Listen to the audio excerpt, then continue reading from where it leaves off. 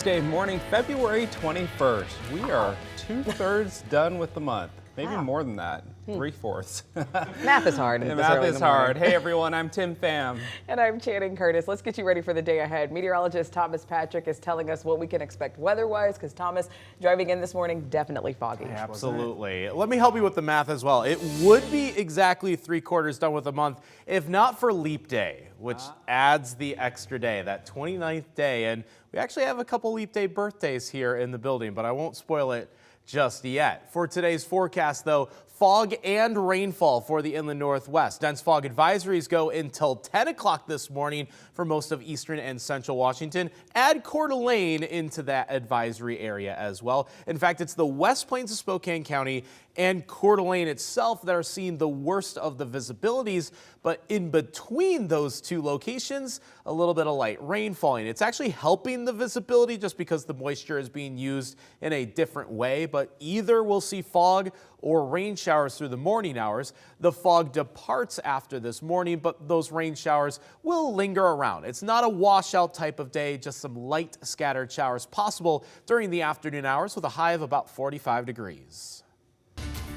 Happening today in a matter of hours, the Spokane Public School Board is having a special meeting to talk about bonds and levies. You may remember early counts show voters did not pass the SPS bond.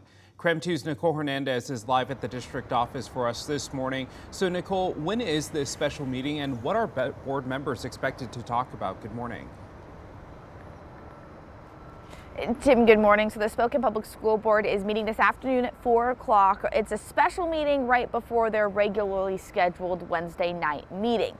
Since that bond did not pass in this February special election, the board is going to be talking about how they can get that bond back on the ballot for voters to vote again. Two options right now are November of this year or waiting until February of 2027. In the meantime, their plan is to talk with school staff, parents, and voters about the bond. The Elections Department is officially certifying the election results on Friday. As of right now, only 56% of voters said yes on the ballot, and they needed 60% for the bond to pass. This is the first time now in 50 years voters did not pass an SPS bond. If it had passed, property taxes would have gone up. If you had a house worth $400,000, your taxes would have gone up $1,000 for the year. That would have ultimately given the school almost $300 million over the next 3 years. Again, though, that did not pass. Voters did, though, pass the Spokane Public School levy they were asking for. That one passed with just over 50% of the vote. That one only needed 50% to go through. So that's another thing the Spokane Public School Board is talking about this afternoon, is they're going to start the process of budgeting out the 2024-2025 school year now that they have that money from the levy. In Spokane, Nicole Hernandez, KREM 2 News. This morning, victims of the Oregon Road and Gray fires finally have access to federal money to rebuild. President Biden declared the wildfires major disasters, opening up federal aid. The White House says people can now apply for grants for temporary housing, home repairs, or low-cost loans to cover uninsured property loss. Hundreds of people have been waiting on this announcement, having already used up their own insurance and what little aid there already was out there. Virtually everybody was underinsured, and the governor's money all specified to the uninsured.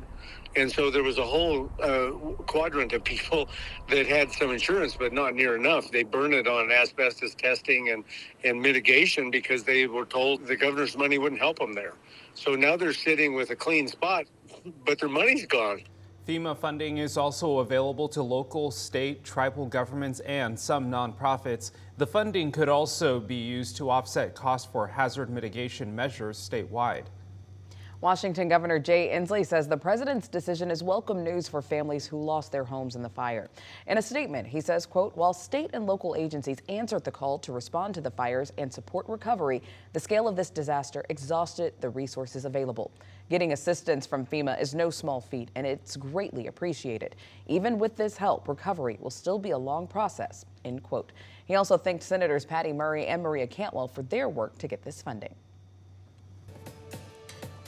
Looking at North Idaho now, the Moscow chief of police is retiring in May. Chief James Fry started with the Moscow Police Department in 1993 as a reserve officer. He served as chief for the last 8 years. The most notable cases of his career was the murders of the 4 University of Idaho students in November of 2022. Fry led the department during the investigation, which eventually led to the arrest of the suspected killer. The city will now begin the process of appointing its next chief. A proposed bill in the Idaho State House would limit cities' abilities to regulate short-term rentals. If passed, cities couldn't regulate those rentals unless there was a public health or welfare risk. Representative Jordan Redmond of Coeur d'Alene says the bill makes sure that there aren't tighter restrictions for short-term rentals than long-term rentals. He says some cities, though, are starting to ban or even limit the number of short-term rentals, and that this legislation helps protect homeowners' property rights.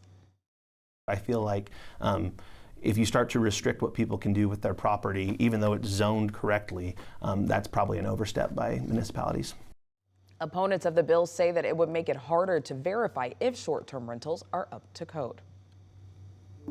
Now here at KREM 2, we bring you more to every story, so let's take a closer look at the state of short-term rentals in Coeur d'Alene.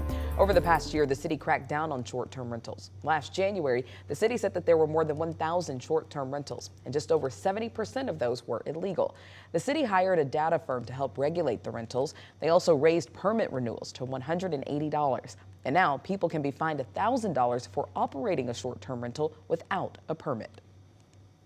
6:07, we're going to take a live look along Highway 395 and Lincoln Road. It doesn't look too foggy here, but you can definitely tell in the distance that cloud cover and fog coverage is just nearby. And that's what we're keeping an eye on this morning, is both the fog and the rain. The rain might actually be displacing the fog in some regions, so we're going to dive into Doppler radar now. Centered over Spokane County, looks like Liberty Lake and towards State Line is getting a decent bit of rainfall, and as well as Davenport, Reardon, Sprague, St. John's, Malden, and Colfax all seeing rain as well, but it's all scattered. Notice how it's not widespread. So as this develops and pushes through, again, it might alleviate some of the foggy conditions in Spokane County, but it's going to be raining or foggy either way.